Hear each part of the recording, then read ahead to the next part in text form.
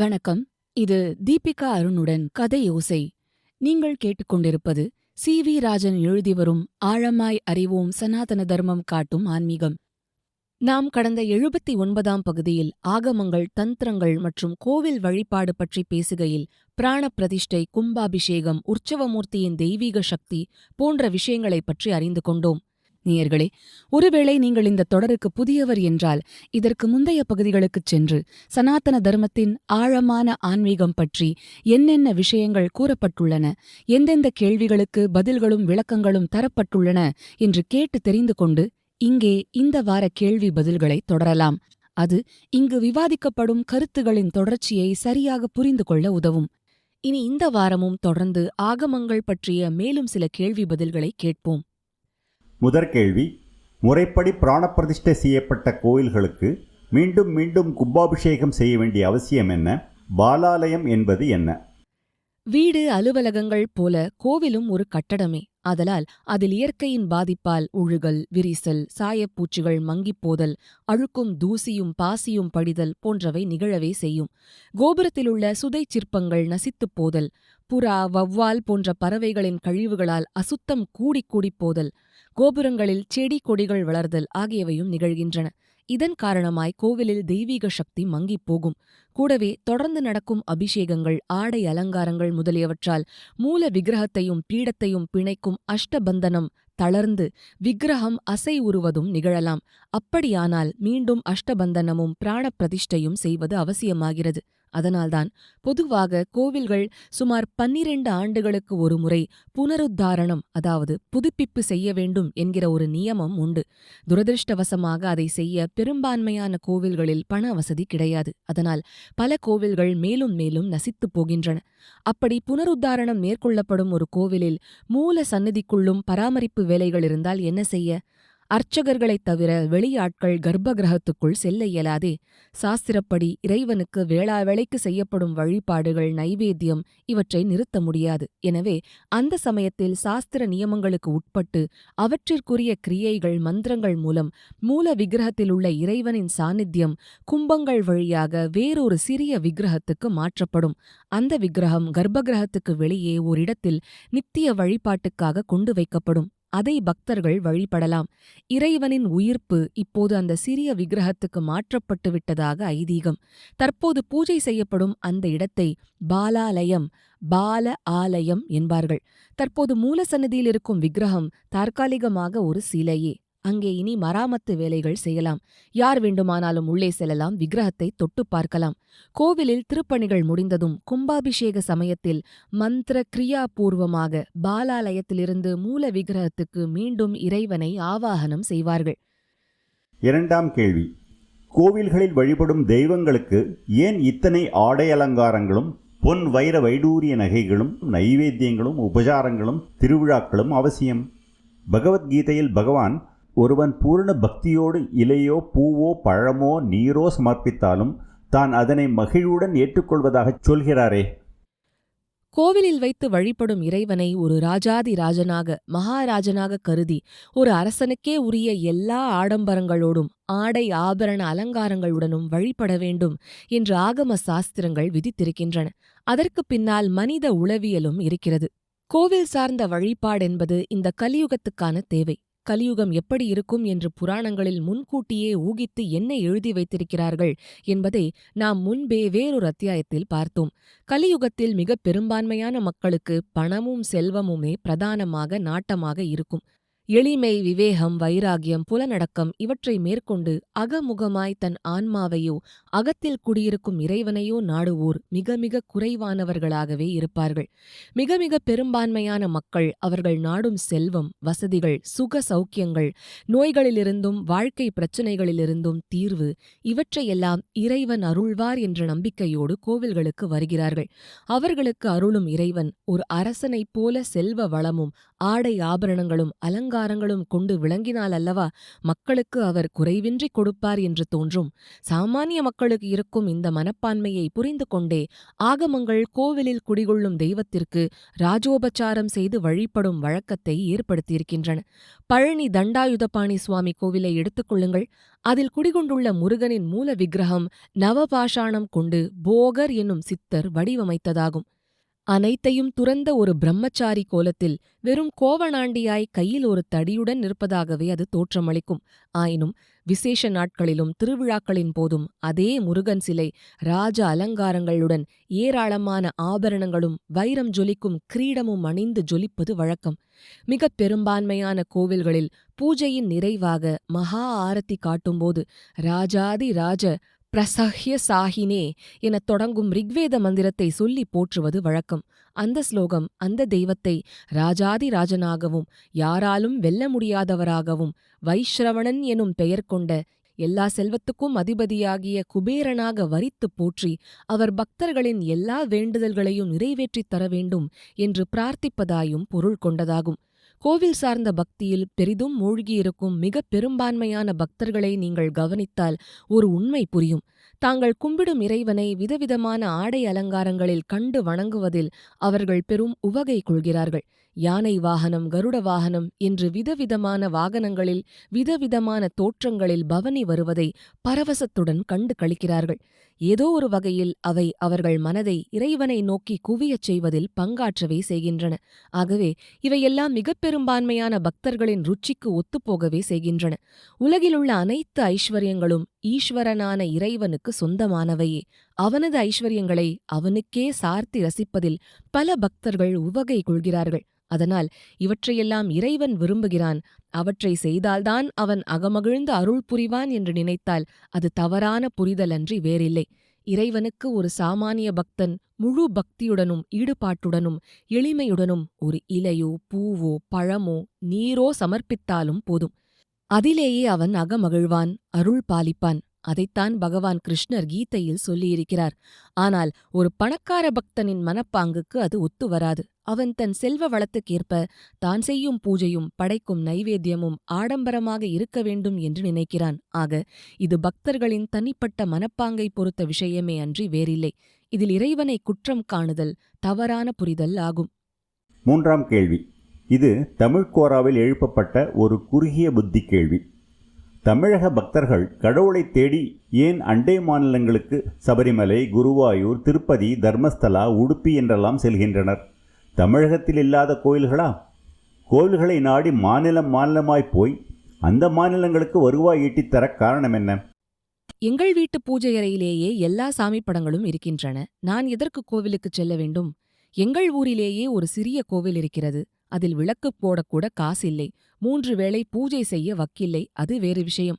அங்கே போய் நான் சாமி கும்பிட வழியிருக்கும்போது நான் எதற்காக தமிழ்நாட்டில் மதுரை மீனாட்சி, பழனி முருகன், சிதம்பரம் நடராஜர், அண்ணாமலையார், திருவரங்கம் ரங்கநாதர் என்று ஊராய் போய் கும்பலில் முட்டி மோதிக்கொண்டு சாமி கும்பிட்டு அல்லல் பட வேண்டும்?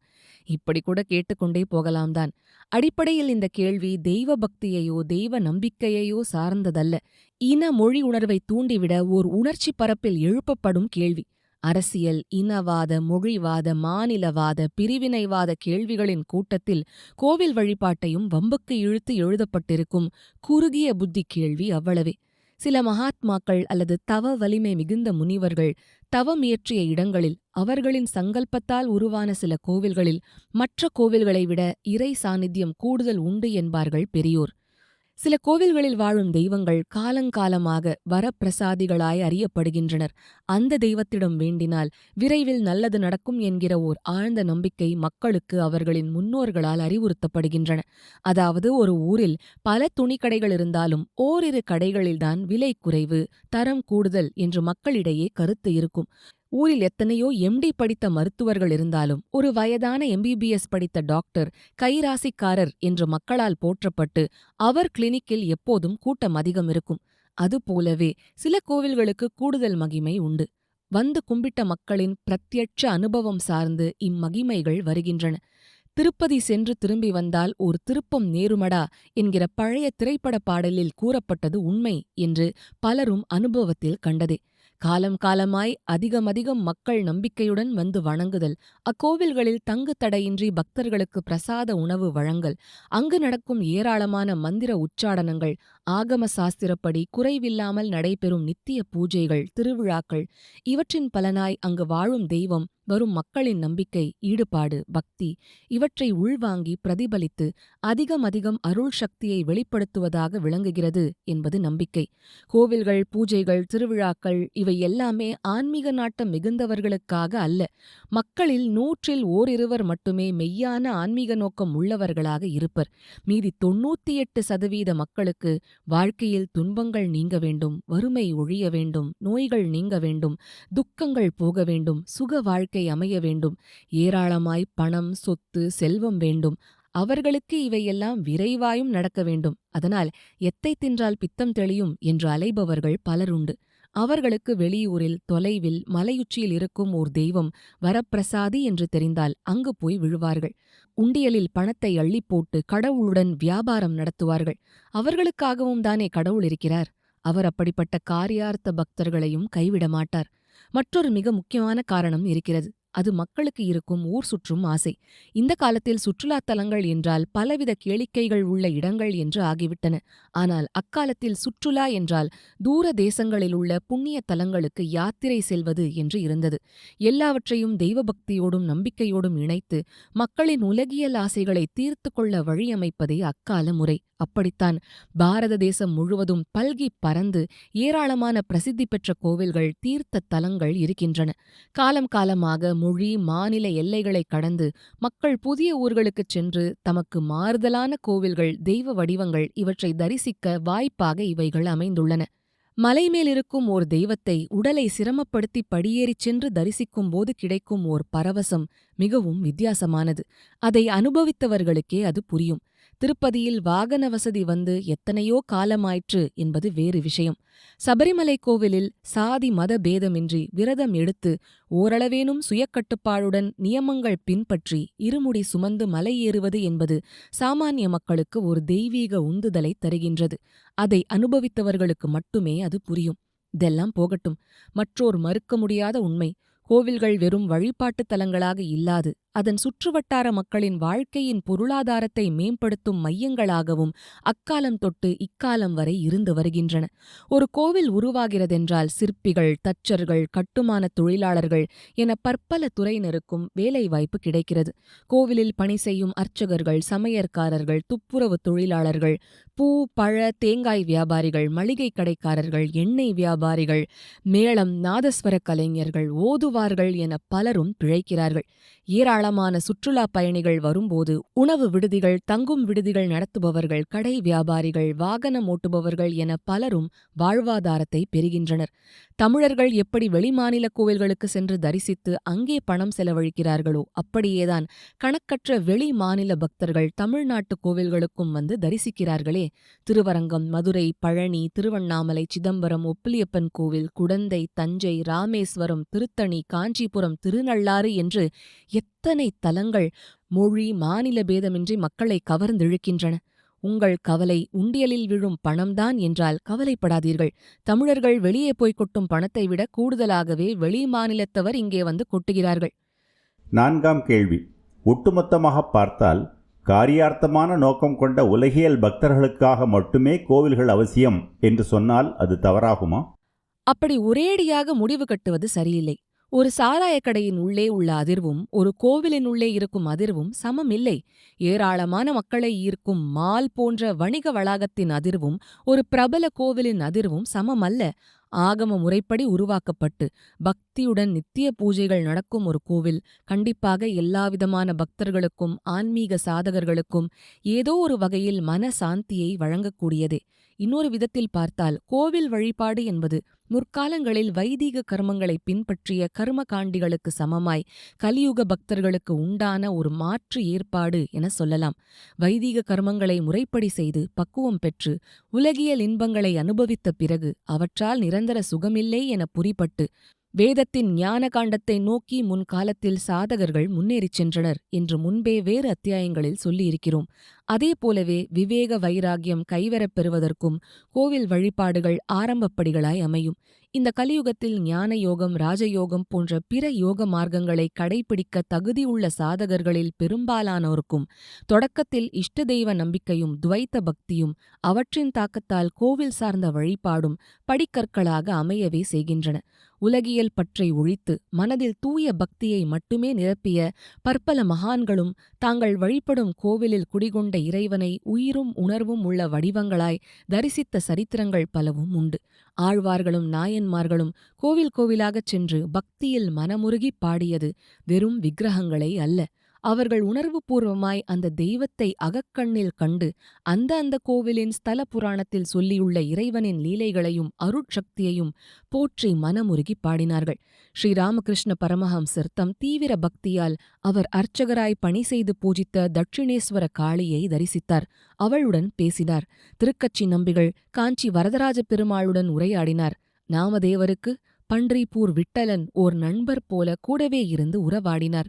இப்படி எத்தனையோ உதாரணங்கள் உண்டு. ஆக கோவில் சார்ந்த பக்தியின் மூலமும் உயர்நிலையை பெற இயலும். அங்கே தூய இதயமும் தீவிர பக்தியும் மனோபாவமுமே முக்கியம். ஆயினும் துவைத்த பக்தி எனும் புறமுகத்திலிருந்து விசிஷ்டாத்வைத்த பக்தியாய் பரிணமித்து அகமுகமாக இறைவனை உணரவோ இல்லை இன்னும் முன்னேறி என் ஆத்மாவே அந்த பரமாத்மா என உணரும் அத்வைத்த நிலைக்கு உயரவோ நாம ரூபம் சார்ந்த வெறும் கோவில் வழிபாடு மட்டுமே போதுமானதாய் அமைவதில்லை. உண்மையில் பல சாதகர்களுக்கு உலகியல் பற்றும் ஆசைகளும் குறைந்து விவேக வைராகியமும் முமுக்ஷுத்துவமும், அதாவது மோக்ஷத்தில் தீவிர நாட்டமும் வளர வளர கோவில் சார்ந்த பக்தியில் நாட்டம் குறைந்து போவது இயற்கையே.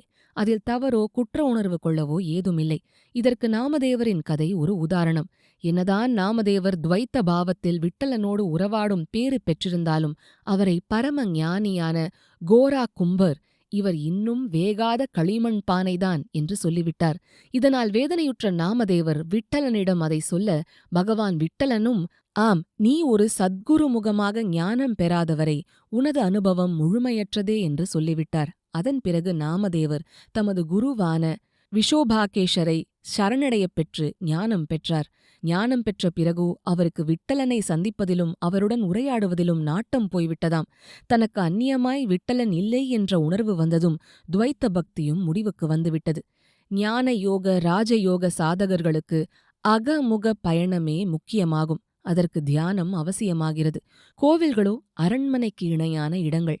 அங்கே தோத்திர ஒலிகளும் மணி ஓசையும் மேளத்தாளங்களும் சாமானிய பக்தர்களின் பேச்சொலிகளும் நிறைந்திருக்கும். ஆகவே மிக பெரும்பான்மையான கோவில்கள் அமைதியாய் தியானிக்க உகந்த இடங்களாய் அமைவதில்லை.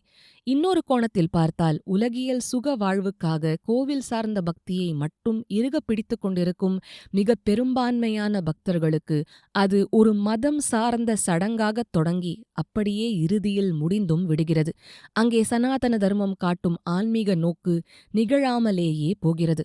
அதனால்தான் அம்மா மாதா அமிர்தானந்தமயி கூறும் இந்த வாக்கியம் பெரும் முக்கியத்துவம் வாய்ந்தது. ஒருவன் கோவிலில் பிறக்கலாம், ஆனால் கோவிலிலேயே சாகக்கூடாது. நேயர்களே, இத்துடன் இந்த வார பகுதியையும் ஆகமங்களும் கோவில் வழிபாடும் எனும் 11ஆம் அத்தியாயத்தையும் நிறைவு செய்கிறோம். இனி அடுத்த வாரம் 12ஆம் அத்தியாயத்தில் சனாதன தர்மத்தில் மரணம் பற்றியுள்ள கண்ணோட்டங்களை கேட்போம். நேயர்களே, இனி மீண்டும் அடுத்த வாரம் சந்திப்போம். அதுவரை உங்களிடமிருந்து விடை பெறுவது கதையோசை தீபிகா அருண்.